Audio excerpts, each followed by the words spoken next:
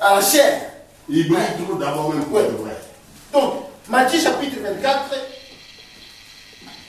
là où on parle des signes de la fin du monde. Il est écrit, comme Jésus s'en allait au sortir du temple, ses disciples s'approchèrent pour lui en faire remarquer les constructions. Mais il leur dit, voyez-vous tout cela? Je vous le dis en vérité, il ne restera pas ici pierre sur pierre qui ne soit renversé. Il s'assit sur la montagne des Oliviers et les disciples vinrent en particulier lui faire cette question. Dis-nous quand cela arrivera-t-il et quel sera le signe de ton avènement et de la fin du monde? Jésus leur répondit, prenez garde que personne ne vous séduise. Alléluia. Il commence par là. Prenez garde que personne ne vous séduise. C'est mon interpellation ce matin aussi. Prenons garde, faisons attention que personne ne nous séduise. Car plusieurs viendront sous mon nom, disant, c'est moi qui suis le Christ. Et ils séduiront beaucoup de gens. Alléluia. Amen. Je peux même dire ici, pour paraphraser ce verset-là, que beaucoup viendront sous le nom, voilà les véritables prophètes, voilà les véritables apôtres, voilà les véritables hommes de Dieu. Et ils parleront au nom de Jésus, au nom de Dieu, mais en fait ce sera pour séduire les gens. Alléluia. Pour séduire les gens. Vous entendrez parler de guerre et de bruit de guerre. Gardez-vous d'être troublés. Alléluia. Les enfants de Dieu ne sont pas troublés. Ils gardent la paix. Alléluia. Quoi qu'il arrive. Aujourd'hui, on parlera de crise, de ceci, de cela, de mesures, la loi, le gouvernement, voter telle loi, tout ça. Ah, oh, ça va être dur aujourd'hui. Ça va être dur. Tout ça, on va enlever maintenant tels avantages, enlever tels avantages et tout ça. Vous savez, ça peut troubler. Hein? Ça trouble. Comment on va vivre? Comment on va vivre? Nous le voyons. Certains avantages qu'on avait, tout ça, passé par là, qui sont enlevés. Tu te dis, mais comment? Mais un enfant de Dieu, un véritable, celui qui est conduit par l'Esprit de Dieu, il garde son calme. Alléluia. Amen. Parce que c'est lui qui veille sur nous, il ne dort pas. Il saura comment nous sortir de ces choses-là. Gardez-vous d'être troublés. Jésus-Christ parle ici. Car il faut que ces choses arrivent. Mais ce ne sera pas encore la fin. Une nation s'élèvera contre une nation. Et un royaume contre un royaume. Alléluia. Mais les gens, quand nous disons ici, ah, le frère Blaise a dit tout à l'heure, à cause de toutes ces guerres que nous voyons, tout ça, donc ça montre qu'il y a c'est la fin presque la fin du monde. Mais quand tu dis ça aux gens du monde, là, ils vont dire, mais arrêtez. Il y a toujours eu des guerres. Oui, c'est vrai. Ils vont vous dire ça. Oui. Et Jésus ici ne cache pas, il dit, ce ne sera pas encore la fin. La fin, oui. Ce ne sont que des signes. Alléluia. Ce ne sera pas encore la fin. Une nation s'élèvera contre une nation, et un royaume contre un royaume, et il y aura en divers lieux des famines et des tremblements de terre. Tout cela ne sera que le commencement des douleurs. Alléluia. Et ça peut durer encore des années et des années. Ah ben oui. Ça peut durer même 100 ans, 50 ans. Hein? Ça peut durer encore. Mais les enfants de Dieu, ils retiennent ça. Ils disent, il y a quelque chose qui s'annonce par là. Mais faisons attention. Alléluia. Faisons attention. Alors on vous livrera au tourment et l'on vous fera mourir. Et vous serez haïs de toutes les nations à cause de mon nom. Alléluia. Amen. À cause du nom de Jésus. Tu crois en Jésus? Tu vas t'attendre à ce que tu seras haï. Tu seras persécuté. Mais est-ce que, à cause de cela, tu dois être troublé? Non. En tant qu'enfant de Dieu. Non. La chair va souffrir pendant un moment, tout ça. Mais pourquoi on me fait ça? Pourquoi on me fait ça? Et puis à un moment, tu vas sentir comme un déclic dans ta tête. Et dis, mais tu ne comprends pas pourquoi on te fait ça? Mais parce que tu crois en Jésus. Alléluia. L'Esprit te donne ça et ça te donne la paix. L'assurance. Il dit, ah, c'est parce que il voit en moi quelque chose. Il y a une lumière, il y a un signe. Il voit que je suis chrétien. Rien que quand connaissance, cette révélation-là, tu dois être dans la paix. Tu dois être dans la paix. Ils disent au verset 10, alors aussi plusieurs succomberont et ils se trahiront, se haïront les uns les autres. Plusieurs faux prophètes s'élèveront et ils séduiront beaucoup de gens. C'est prédit ici, hein, qu'ils vont séduire beaucoup de gens. Il y en a même qui s'étonnent et disent, mais comment ceux qui aiment le paraître, hein, ils ne peuvent pas rester ici. Vous l'invitez, il vient ici. Nous avons déjà invité plusieurs personnes ici, d'ailleurs, n'est-ce pas? Il regarde tout ça et dit non. Je vais rester ici, moi. 10 personnes? Non. Non. Il faut que j'aille là où il y a du monde. Du monde, voilà. Là où il y a du monde. De ce instant. Alléluia. Il y a des gens qui aiment ça. Ils sont séduits par le monde. Et à côté de moi, là où je travaille les dimanches, j'ai été encore là les dimanches. Il y a un hôtel, beau hôtel. À côté, dans la zone Atlantis, à Nantes. Ça doit faire 2 ans maintenant ou 3 ans qu'ils sont là. Dans une salle de cet hôtel-là. C'est l'église de Castan. Donc, comment son prénom c'est quoi? Yvan. Yvan, voilà. Yvan Castan. Oui, Yvan. Mais, quelquefois, dans ma ronde là, comme je monte dans les étages, là, tout ça, il m'arrive, il y a des endroits où c'est juste là, hein, tu le regardes en bas là. Tu vois, il faut voir les voitures qui arrivent là. Yvan Castanou, Joël Tatou, tout ça, c'est des homosexuels. Des voitures luxueuses qui arrivent là. Les gens habillés, je ne sais pas comment, tout ça. Ils sont très contents d'être là. Et je regarde comme ça, j'ai pitié. J'ai pitié. Oui, je sais. Il y a des faux messages, disons des semblants de messages qui sont intéressants. Quand vous, sur Internet, vous rentrez sur le site, vous entendez Castanou qui prêche, tout ça. Donc, quelquefois, tu peux penser que non, c'est bon. Mais bon, mais qu'est-ce qui se cache derrière? Le diable est dans le détail, comme on dit. Tu as déjà entendu cette expression. Le diable connaît la parole. Qu'est-ce que Dieu dit? Dieu dit, quand tu peux être en train de prêcher, mais à partir du moment où tu rentres une seule virgule qui n'est pas de lui, qu'est-ce qu'il fait? Il se retire. Il se retire. Voilà. Donc, plusieurs faux prophètes s'élèveront et ils séduiront beaucoup de gens. C'est la séduction. Quand nous voyons que les assemblées comme ça attirent beaucoup de monde là, c'est la séduction. Le luxe qu'il y a là-bas. Des personnes qui arrivent, qui sont là et habillées sexy, je ne sais pas comment, tout ça, hein? Aucune moralité, mais ils sont là. Tu te dis, mais est-ce que là-bas, on prêche vraiment la vraie parole ou c'est un semblant de parole de Dieu?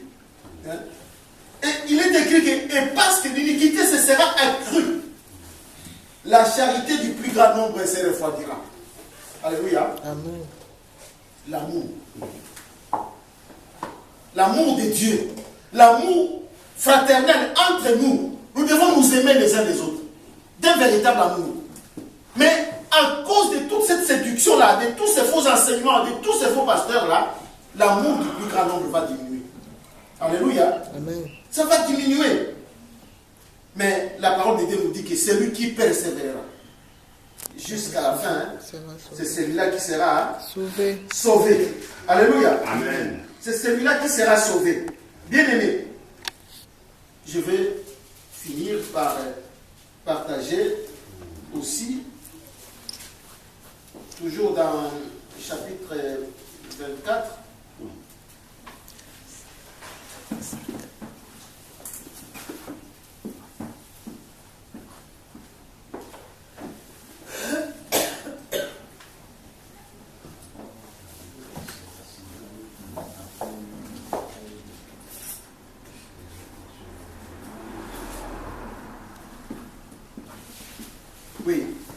verset 36.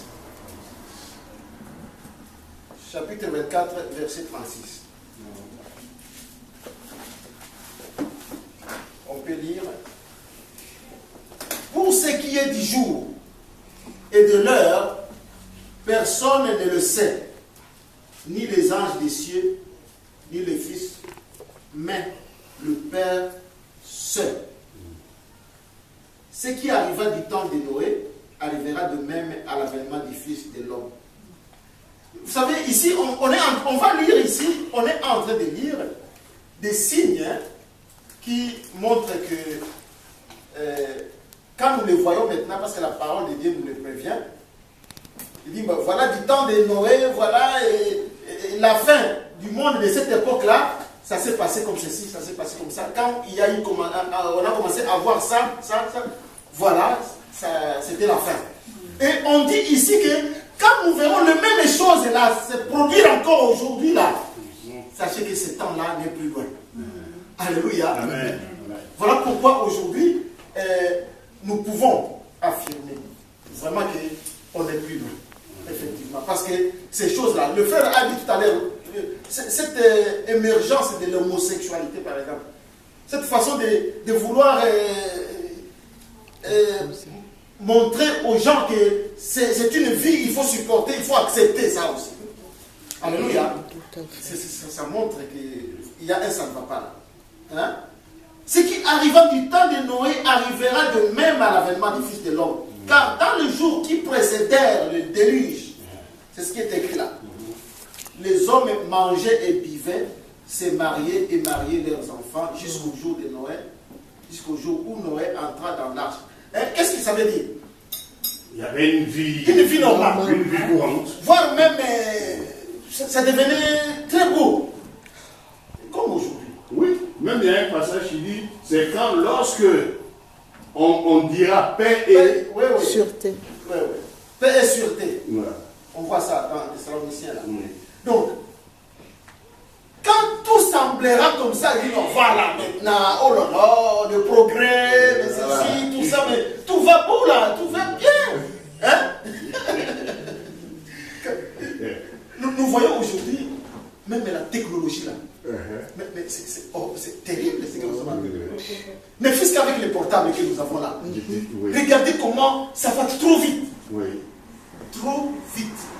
Et ça impressionne. Mais on peut faire ça aussi. Mais oui. Oh, mais aujourd'hui, on peut appeler aux États-Unis, tu parles avec quelqu'un aux États-Unis gratuitement sans payer. Oui.